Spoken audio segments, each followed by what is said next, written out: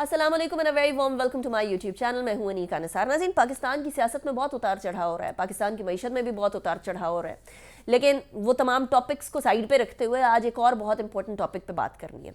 और वो important topic वो है जो कि पाकिस्तान, हिंदुस्तान, पूरे बर्रे सग़ीर के मुसलमानों के साथ साथ पूरी दुनिया के मुसलमानों के लिए एक स्याह तारीख के तौर पर याद किया जाएगा। आज बाबरी मस्जिद को शहीद हुए 30 बरस गुजर गए।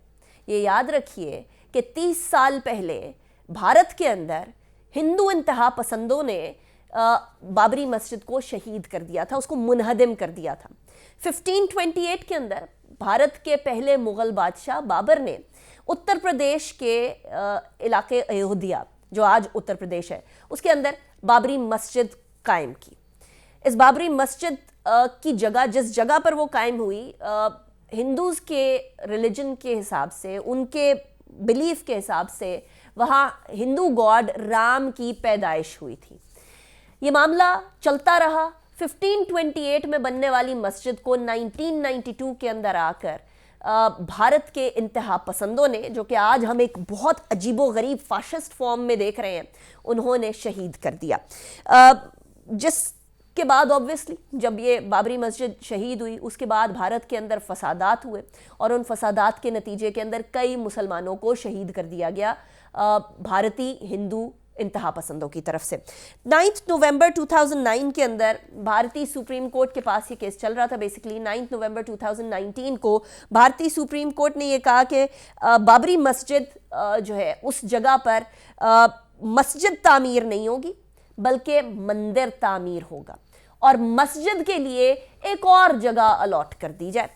अब जो मंदिर की सिचुएशन है वो ये है कि मंदिर की तामीर के लिए 67 एकड़ ज़मीन भारत की गवर्नमेंट ने अलॉट की है, उसी जगह पर जहां बाबरी मस्जिद बनाई गई थी। और 5 एकड़, कहाँ 67 एकड़ कहाँ 5 एकड़ ज़मीन मस्जिद के लिए अलॉट की गई है कि मुसलमानों को दे दी जाए और साइड पर कहीं मस्जिद जो है वो बना दी जाए, सिर्फ कंपनसेशन करने के लिए, एक फेस सेविंग करने के लिए। लेकिन सिर्फ बाबरी मस्जिद का गिरना एक मस्जिद का शहीद होना नहीं, बल्कि पूरे के पूरे वो फसाद जो कि इंडिया ने अपना माइनॉरिटीज़ के हवाले से बड़ा सेक्युलर किस्म का फसाद बनाया हुआ था, उसके गिर जाने की खबर है।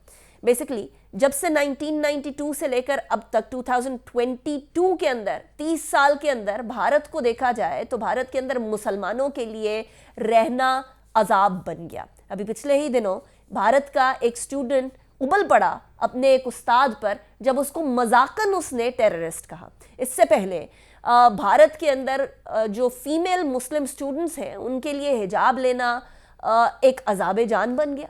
ना उनको इम्तिहानात के अंदर बैठने दिया जा रहा था, ना उनको क्लासेस अटेंड करने दी जा रही थी, ना उनको यूनिवर्सिटी में एंटर होने दिया जा रहा था। मुसलमानों की मॉब लिंचिंग कंटिन्यूअस चलती चली जा रही है।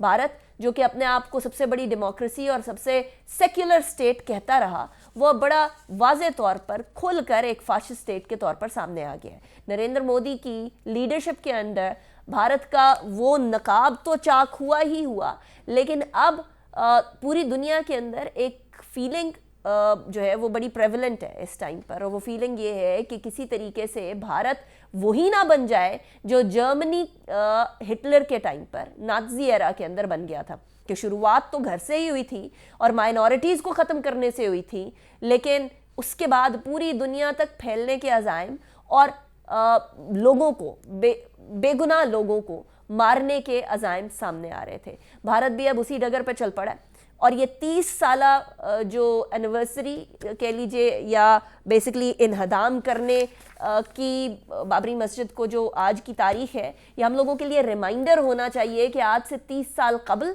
और उससे पता नहीं कितने सालों पहले भारत इस सोच को परवान चढ़ा चुका है।